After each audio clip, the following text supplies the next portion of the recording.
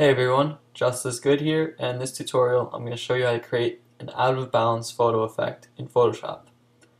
So first thing you want to do is open up your picture that you think would work well, and create a new layer by using Shift-Command-N. Now grab your rectangular marquee tool and select the area that you want to be in bounds. So for example, I'll grab this here, and then right-click, stroke, and with the color set to, I'm going to use white. You could probably use any color, but I think white works best. And a width of about 20 pixels, go ahead and stroke the inside.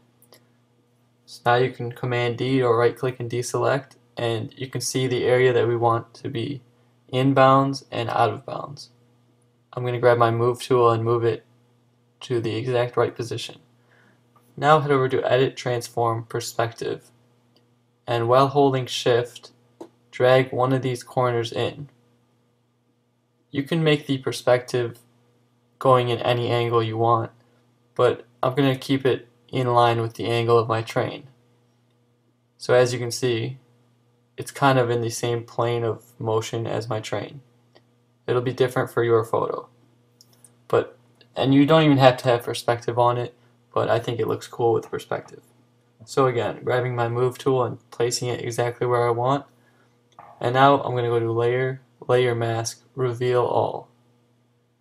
Then I'm going to go ahead and grab my pen tool here, because we're going to delete some of this border. Make sure you're set to Paths here, that second button.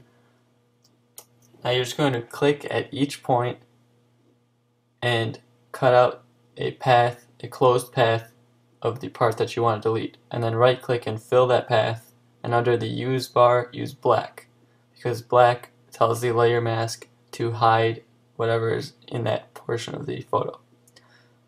Now we're going to create another new layer by going to Layer, New Layer, or Shift Command N, and we're just going to drag this underneath all our layers and leave it for later.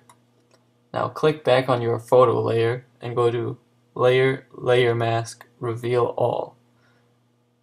Now we're going to grab our pen tool again. Make sure it's set to paths like last time.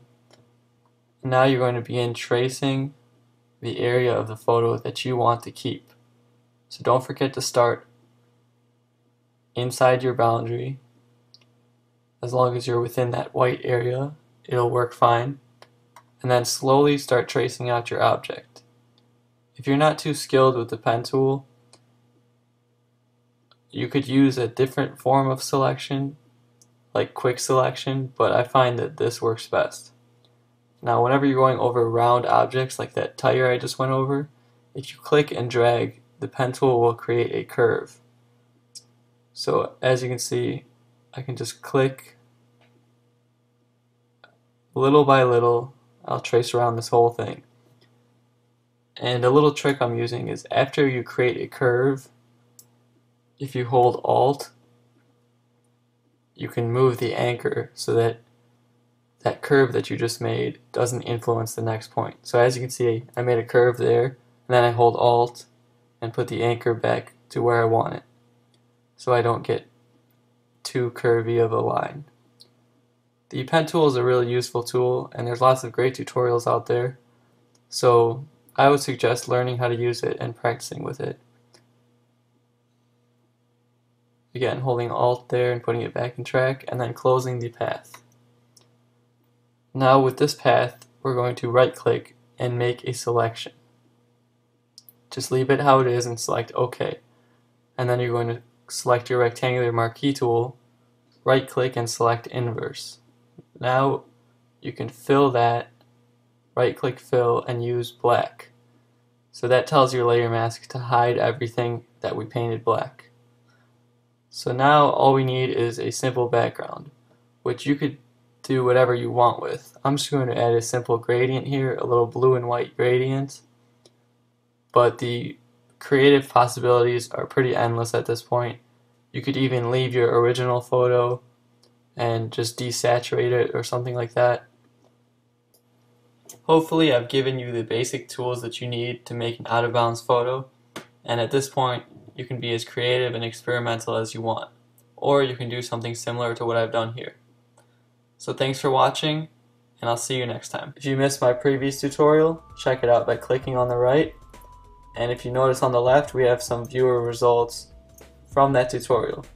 So they all came out great, and I thank everyone who tried it and sent me their results. If you ever have a result from a current tutorial, like this out of bounds one, feel free to send it to me via YouTube or Twitter or any email, and I'll be glad to feature it at the end of my next tutorial. Thanks for watching, and I'll see you next time.